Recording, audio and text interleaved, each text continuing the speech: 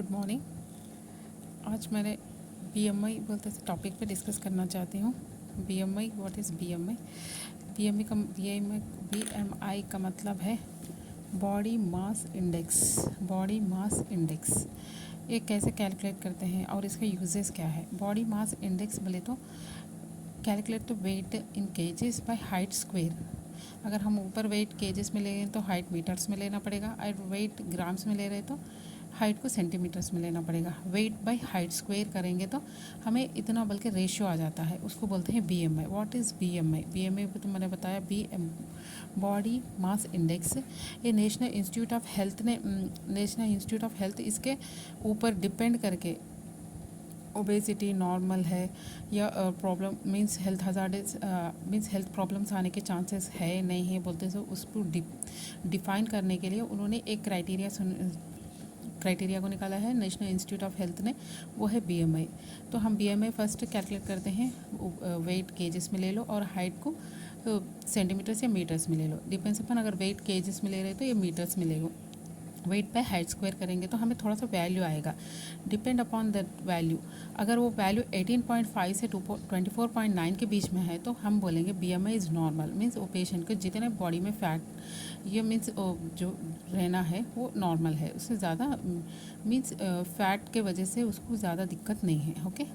और ये always not ये नहीं है, लेकिन बस ओबेसिटी के लिए डिफ़ाइन करने के लिए इन्होंने एक ये बनाया है। अगर 25 से 29.9 के बीच में आया तो उसको ओवर वेट के नीचे लेते हैं, ठीक है। अगर 30 से 34.9 के बीच में आया तो इसको क्लास 1 ओबेसिटी, 35 से 39.9 को है तो क्लास 2 ओबेसिटी, मोर देन 40 ले आए तो इसको क्लास 3 और एक्सट्रीम ओबेसिटी बोलते हैं। मोस्टली मोर देन 40 जब आता है तो उसको इंडिकेशन सर्जरी करते हैं, बेरियाट्रिक सर्जरी बोलते हैं। उसमें पेट को, जो पेट होता है जहाँ पे खाना जाता है, आत बोलते हैं उसको, तो उसको काटना या उसको छोटा करना या उसमें बैंड लगाना ऐसा करते हैं। बट ये सब चीज़ों में ये ओवरवेट है 25 to 29.9, class 1, class 2, class 3। But which ever में भी the obesity if you trying seriously तो हम विल कम्स टू नॉर्मल, ठीक है। मैंने लास्ट वीडियोस में बताया था कि क्यों why we should comes to normal BMI, because there is a more chances है। जैसे जैसे जैसे बीएमआई इंक्रीज़ होता रहता है वैसे वैसे there is a chances of type 2 diabetes, CVM जो पालिश बोलते हैं, शुगर बोलते हैं, पालिश बोलते हैं, या heart attack, coronary artery disease बोलते हैं इसी को, हार्ट अटैक या दिल की बीमारी बोलते हैं। और जल्दी डेथ होने के चांसेस बढ़ जाते हैं जैसे बीएमआई इंक्रीज़ होता है, क्योंकि पूरे ऑर्गन्स पे लोड होने की वजह से, ठीक है। इसकी वजह से हम नॉर्मल बीएमआई को मेंटेन करना बहुत ज़्यादा ज़रूरी है। और इसी में मैं और एक टॉपिक डिस्कस करना चाह रही हूँ, दैट इज सिंड्रोम एक्स। इसी को बोलते हैं मेटाबॉलिक सिंड्रोम भी और insulin resistance syndrome. What is insulin resistance syndrome? ये सिंड्रोम एक्स ये सब ये है जब हम अगर से वेस्ट का मीन्स सरकमफरेंस लेते हैं, जैसे मीन्स हम कमर का साइज़ लेते हैं, जब अगर से मेंस को मोर देन 90 सेंटीमीटर 90 से ज़्यादा है, या फीमेल्स को हो या 80 सेंटीमीटर से ज़्यादा है, तो there is a chances of developing बाद में से उनको इंसुलिन रेसिस्टेंस सिंड्रोम होने के चांसेस है। वो इंसुलिन रेसिस्टेंस सिंड्रोम क्या है? इंसुलिन रेसिस्टेंस सिंड्रोम बोले तो इंसुलिन तो रहता है बॉडी में, लेकिन उसको यूज़ करना बॉडी उसको यूज़ नहीं कर पाती है। और इसमें सिंड्रोम एक्स में और दूसरी कंडीशन है TG. What is TG? TG means triglycerides. TG is a triglycerides. जब भी हम कोलेस्ट्रॉल टेस्ट कराते हैं उसमें टीजी बढ़ गया। What is TG? Is a triglyceride. ये एक बैड फैट है जिसके वजह से हार्ट अटैक्स हो जाते हैं, पालिश हो जाता है, बीपी बढ़ जाती है। ऐसी अगर उसके लेवल 150 से ज़्यादा है तो उसको टीजी हाई टीजी बोल के बोलते हैं। और एचडीएल, व्हाट इज़ एचडीएल?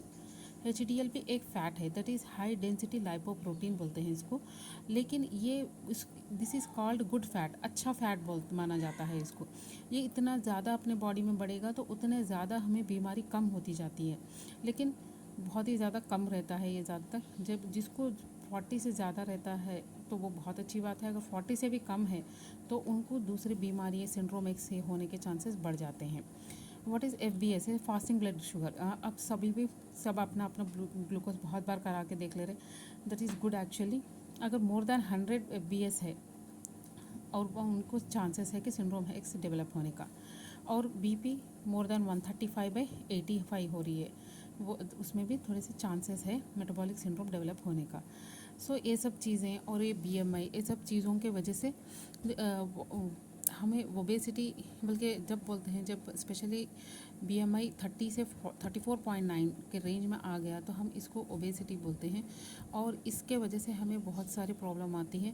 और इसमें से एक्चुअली ओबेसिटी जब अब्डोमिन के अराउंड, वेस्ट के अराउंड होती है, ये बहुत ज़्यादा डेंजरस होती है। अगर थाइस में ओबेसिटी होती है फिर भी that is not that much danger, but यहाँ पे जब ओबेसिटी होती है, यहाँ का सर्कमफ्रेंस बढ़ जाता है, तब ये इंटरनल ऑर्गन्स के गोल पे फैट जम जाता है, तब वो मीन्स सिस्टम को ही ख़राब कर देता है। वो हार्ट अटैक्स आने के लिए भी और किडनी डैमेज करने के लिए भी और बहुत सारे चीज़ों को, लिवर बढ़ाने के लिए भी बहुत ज़्यादा प्रॉब्लम क्रिएट करता है। यहाँ का जो फैट होता है, जहाँ पे लिवर होता है, इसमें ये लिवर को हेपाटोमेगाली बोलते हैं, लिवर का साइज़ बढ़ा देता है, किडनीज को डैमेज कर देता है, सब चीज़ कर देता है ये।